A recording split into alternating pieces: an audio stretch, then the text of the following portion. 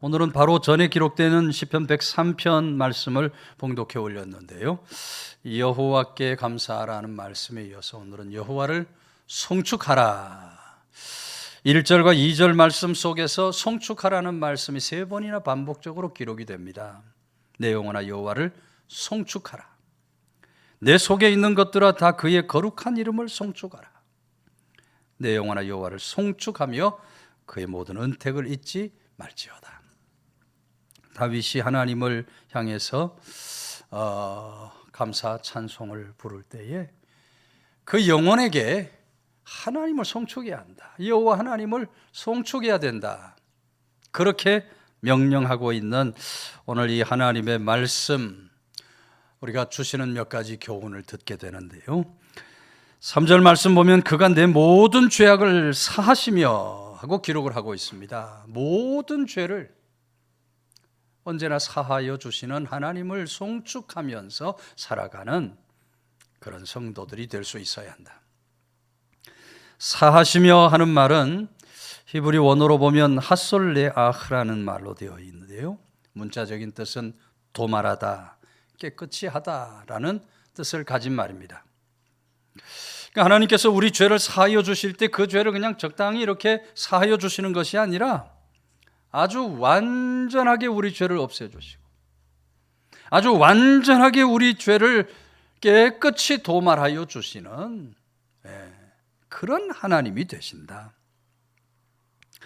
여러분, 다윗이 하나님을 송축해야 하는 가장 첫 번째, 가장 중요한 그 이유로 죄사함에 있다, 이렇게 고백을 하고 있어요. 하나님을 송축해야 하는 가장 중요한 이유가 뭐냐? 하나님 우리 죄를 사하여 주시기 때문에 죄사함의 은총 앞에 하나님을 송축하며 나가야 한다. 여러분, 다윗이 얼마나 죄를 많이 지었습니까? 얼마나 중대한 죄를 지었습니까? 지금으로 말하면 죽을 죄를 지은 거죠. 근데 그런 죄를 지은 후에 다윗이 하나님 앞에 나가 통회 자복할 때 하나님이 그 죄를 다 사하여 주셨다, 이 말이에요. 다 용서해 주셔요. 그런 하나님의 사죄의 은총을 분명히 믿고 확신하고 있었던 다윗이었기 때문에 자신의 영혼을 향해서 내 영혼아 여호와를 송축하라, 하나님을 송축할 것을 명령하고 있는 것을 우리가 듣게 되는 겁니다. 늘 드리는 얘기지만 여러분, 오늘 우리들이 하나님과의 관계에서 가장 먼저 해야 할 일은 바로 죄의 문제를 해결해야 돼요. 하나님과 우리 사이에 죄의 담이 가리워지면, 죄의 담이 막히면 하나님과 우리가 어떤 관계도 맺을 수가 없습니다. 하나님과 우리 사이에 죄의 담이 가리워지면 하나님이 주시고자 하는 어떤 축복도 어떤 은혜도 우리가 절대로 받아 누릴 수가 없게 돼요. 하나님이 주시는 은혜 축복 속에서 우리가 살아가려면, 올바른 관계를 맺고 살아가려면 그러므로 죄의 담을 반드시 헐어내야 해요. 날마다 하나님 앞에 통해 자복하면서 죄의 담을 허문 사람만이 하나님의 약속하신 은혜 축복 가운데 든든히 서는 삶을 살아갈 수 있게 된다. 여러분, 누구든지 회개함으로 나아가는 자, 죄사함의 은총을 주시는 그 하나님의 이름을 송축하며 살아가야 할 줄로 믿으시기를 바랍니다. 과학자, 우리에게 잘 알려진 코페르니쿠스는 아주 신실한 믿음의 사람이었다 그럽니다. 코페르니쿠스가 이런 말을 남겼다 그래요. 나는 바울이 가진 특권을 구하지 않는다.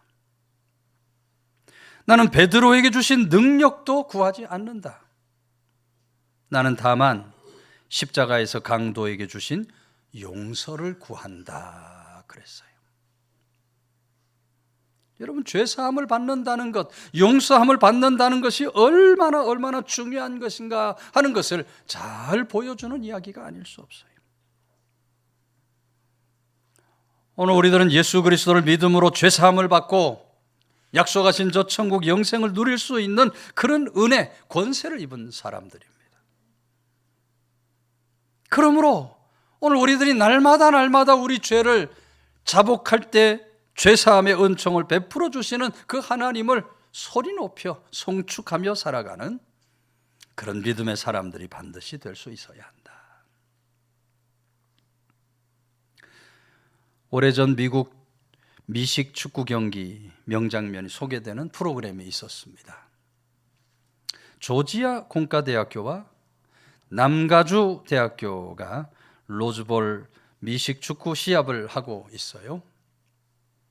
전반전을 치르는데 남가주 대학교의 로이 리글스라고 하는 선수가 상대방이 떨어뜨린 공을 극적으로 집어가지고 방어진을 뚫으면서 이리저리 피하다가 그러다가 어떻게 혼동이 되었는지 상대방 골대를 향해 나가야 되는데 자기 팀 골대를 향해서 막 달리기 시작하는 겁니다.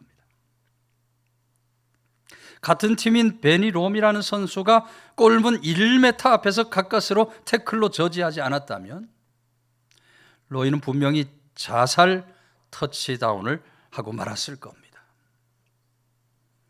결국 그런 상황으로 인해서 상대팀에게 터치다운을 할 빌미를 제공해 주고 전반전은 수세에 몰려 끝나게 됩니다.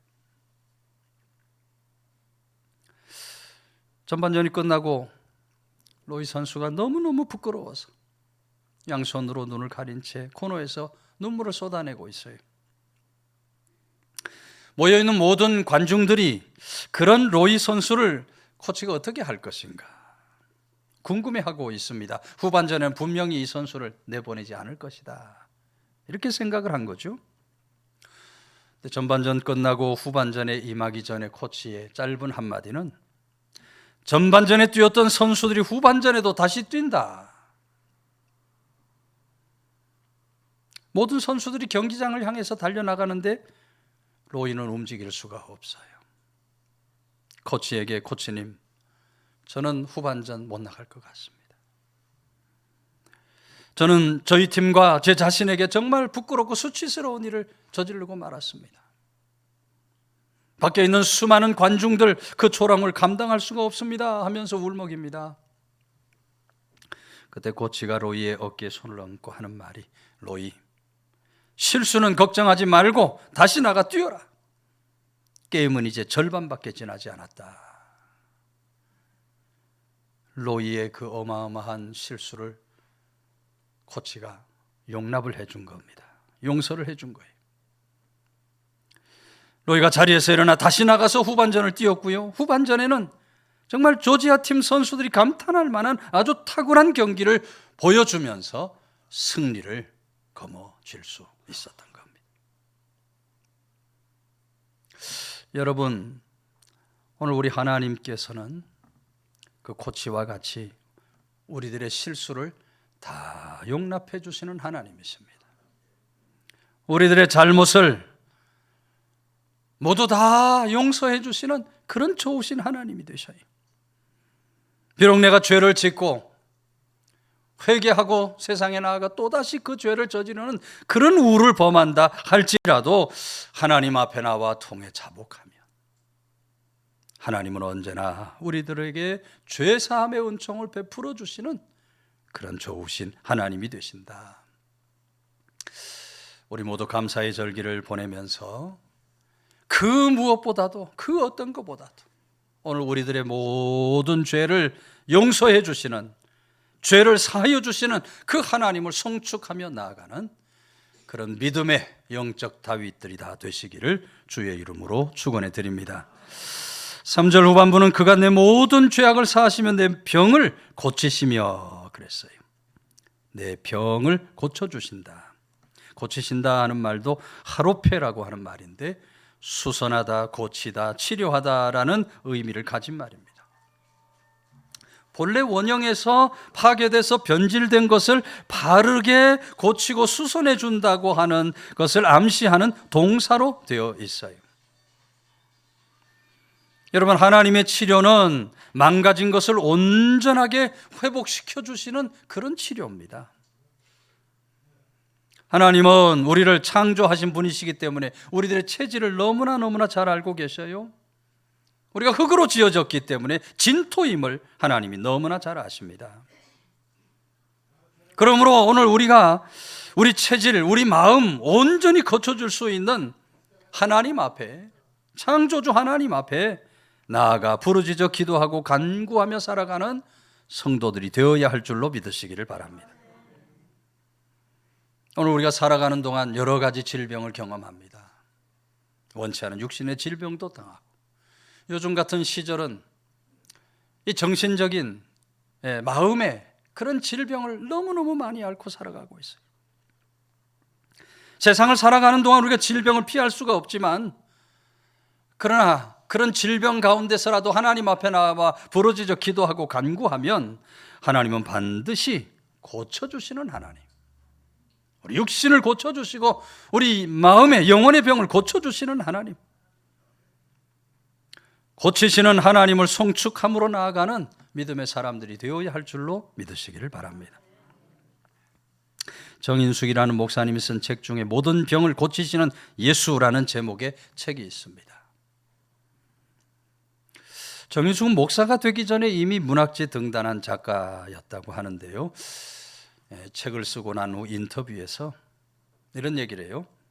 제 작품의 테마는 언제나 상처받고 병든 사람을 그리스도의 사랑과 능력으로 치유하는 하나님의 은혜, 이렇게 고백을 하고, 예수님은 저의 옛날처럼 연약하고 고통받고 있는 사람들과 함께 하시고 역사하신다. 그러면서 제 이야기가 몸과 마음이 아프거나 삶의 희망을 상실한 사람들에게 새 힘과 용기를 줄 것으로 기대하고 있습니다. 그렇게 인터뷰를 했다 그럽니다. 인생의 황금기라고 할 수 있는 30대에 심한 관절염을 앓게 됩니다.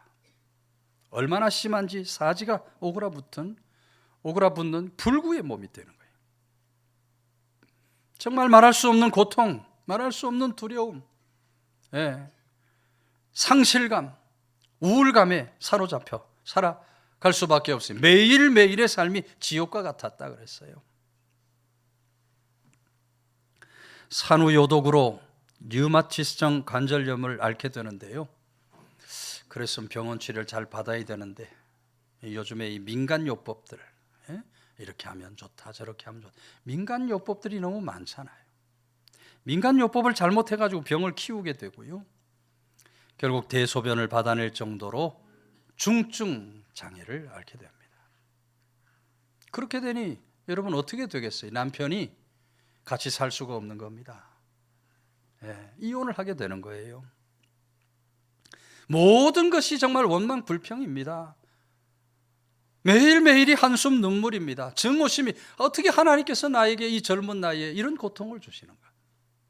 증오심이 가득한 그때 어떤 분의 인도를 받아서 부흥회를 참석했다가 그 부흥회에서 예수님을 만나게 되는 거예요. 부흥강사 목사님 기도를 받고 통증이 줄어드는 체험을 하게 되는 겁니다. 그러면서 어느 순간 기도의 문이 열리기 시작하는데요, 막 성령께서 충만하게 임재하면서 자기도 알 수 없는 방언이 막 터져 나오는 겁니다. 예수님께서 자신에게 역사하신다는 사실을 분명히 깨닫게 돼요. 그러면서 이 병들고 꼬부라진 몸이지만 주님 다시 일으켜 주신다면 내가 남은 생에 주님을 위해 살아가겠습니다. 눈물로 서원의 기도를 드려요. 하나님의 말씀을 수십독을 하면서 말씀으로 인하여 정말 전혀 다른 세계가 있다고 하는 사실을 깨닫게 돼요. 매일매일 정인숙은 자신의 몸을 향해서 예수 그리스도 이름으로 명하노니 관절을 아프게 하는 병은 떠나라, 이렇게 명령을 내렸다 그래요. 근데 그렇게 기도하는 가운데 가슴에 붙어있던 팔이 서서히 내려오더니 걷지 못했던 그가 일어나서 걷는 그런 놀라운 하나님의 기적이 나타난 줄로 믿으시기를 바랍니다. 이후에 여러분, 이 정인숙이 신학대학원을 졸업하고 목회자의 길을 걸으면서 날마다 하나님을 송축하는 삶을 살아가고 있습니다. 이 책에서 하나님을 송축하고 살아가고 있다고 고백하고 있는 것을 듣게 되는 겁니다. 여러분, 하나님은 우리를 고치시는 하나님이신 줄로 믿으시기를 바랍니다. 이틀 전이죠. 우리 다니엘 기도회에서 전던이라는 인도 선교사, 여기서 공부하고, 그죠? 삶의 여정, 간증으로 우리 많이 어눌한 얘기지만 다 그래도 다 들려지죠. 인도에서 지금 사역을 하고 있는데 초대교회와 같이 정말 치유의 놀라운 역사가 일어나고 있습니다. 하는 간증을 우리가 듣잖아요. 실려온 사람이 기도하니까 자리에서 벌떡 일어나고 말이죠.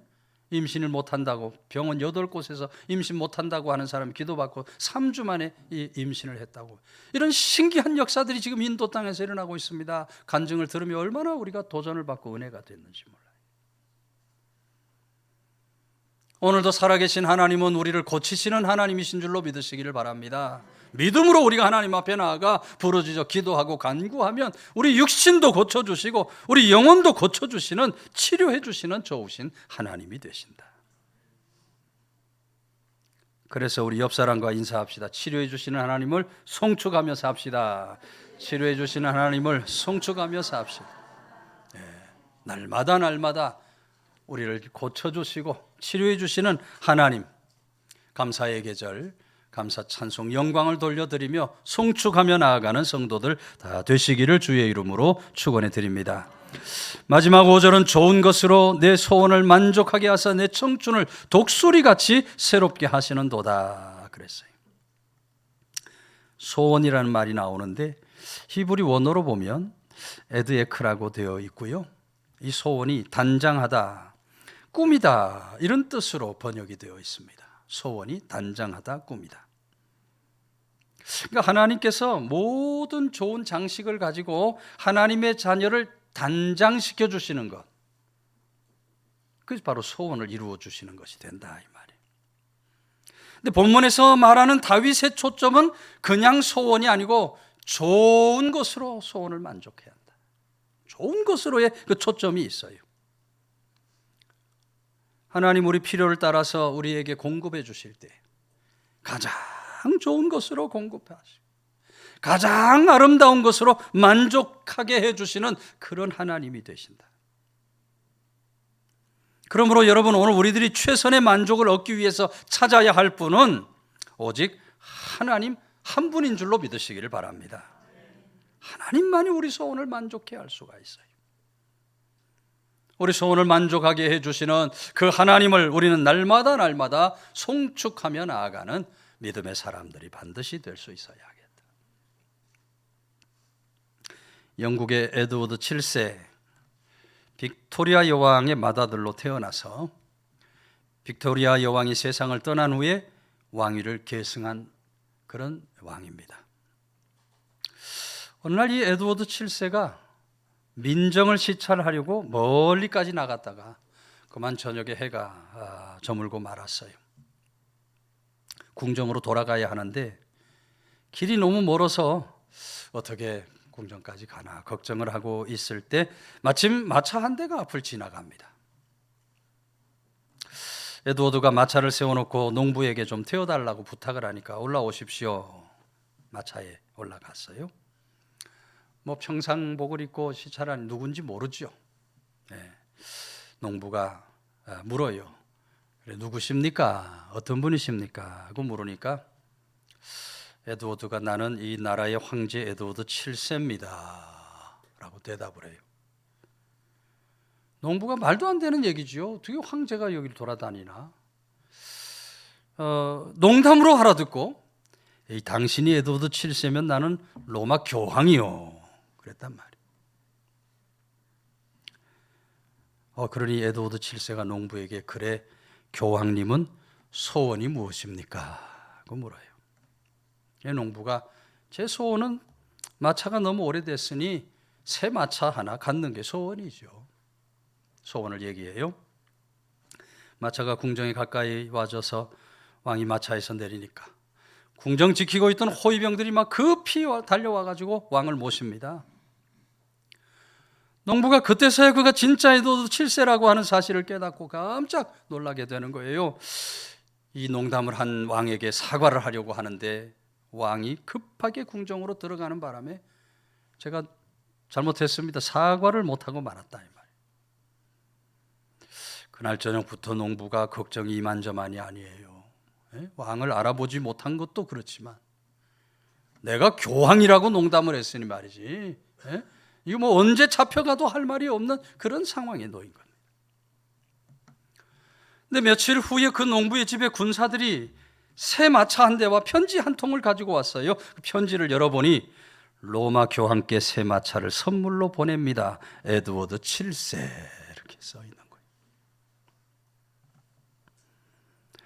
농부가 자신의 소원을 농담으로 말했다가 실제로 그 소원이 이루어지게 되었다. 여러분, 한 나라의 왕 앞에 그것도 농담으로 구한 소원도 그렇게 이루어진다면 만왕의 왕 되시는 우리 하나님 아버지 앞에 드리는 우리 소원들이 어떻게 되겠습니까? 만왕의 왕이신 우리 하나님은 반드시 우리 소원을 들어주시고 이루어주시는 좋으신 하나님이신 줄로 믿으시기를 바랍니다. 그러므로 오늘 우리가 하나님께 소원을 아뢰어야 돼요. 기도할 때마다 나의 기도의 제목에 담은 소원이 없는 사람 아무도 없을 겁니다. 하나님 앞에 우리가 날마다 소원을 아뢰며 살아가야 돼요. 내 상황이 아무리 어렵고 내 형편이 아무리 어려워도 우리는 소원을 하나님께 아뢰며 살아갈 수 있어야 돼요. 여러분, 북극 지역은 너무 추워서 생물이 살지 못할 것으로 보여집니다. 그러나 바다 전체가 여러분 다 얼어붙어 있어도 그 밑에는 물고기들이 여전히 그 바다 밑에 물고기들이 가득 활동을 하고 있어요. 얼음 위로는 곰들이 뛰어다니고 물개들이 숨을 쉬면서 활동을 합니다. 아무리 춥더라도 추위가 죽음을 가져오지 못하는 거예요. 여러분, 마찬가지로 우리 인생에 어떤 추위가 닥친다 할지라도 그것이 우리에게 죽음을 가져다 주지 않아요. 어떤 추위가 우리에게 닥친다 할지라도, 어떤 환경, 어떤 형편이 닥친다 할지라도 성도는 절대로 좌절, 절망에 빠지면 안 돼요. 그럼에도 불구하고 우리 소원을 마음에 담아 하나님께 아뢰며 나아갈 수 있어야 돼요. 오늘 다윗은 그런 사람들, 내 소원을 만족하게 하사 내 청춘을 독수리같이 새롭게 할 것이다. 이 말씀은 여러분, 독수리가 털갈이를 해서 새롭게 되듯이, 독수리는 털갈이하며 새롭게 된다고 하는데, 그렇게 하나님께서 우리 삶을, 우리 소원을 아뢰면 그렇게 새롭게 하시고 또 새롭게 해주신다. 독수리가 여러분 몇 년쯤 살까요? 독수리가 150년을 산다 그럽니다. 사람보다 더 오래 살아요. 근데 40년 정도 살면 눈이 어두워지고요, 날개 힘도 없어지고 부리도 굳게 굳어져서 이게 독수리로서의 삶을 살기가 어려워요. 그렇게 되면 이 독수리가 먹을 것을 잔뜩 먹고 깊은 산 속에 들어가서 금식을 한다 그래요. 금식하는 동안에 몸에 털이 다 빠지고 새 털이 돋아져 나옵니다. 부리도 이 묵은 부리가 빠지고 새로운 부리가 또 만들어지는 거예요. 독수리가 그런 과정을 3번, 4번 거듭하면서 새로운 독수리로 힘 있는 그런 삶을 살아가게 된다는 거예요. 오늘 다윗이 말하고 있는 말씀이 바로 그것입니다. 독수리같이 우리를 그렇게 날마다 새롭게 해주시는 하나님이 되신다. 오늘 우리 소원을 만족하게 하시는 하나님, 독수리처럼 날마다 새 힘, 새 능력을 얻어 살아갈 수 있도록 하시는 그런 좋으신 하나님. 오늘 우리 모두 다윗과 같이 그 하나님의 이름을 송축하며 이 감사의 계절, 감사, 찬송, 영광을 돌려드리며 나아갈 수 있는 믿음의 권속들 다 되시기를 주의 이름으로 축원해 드립니다.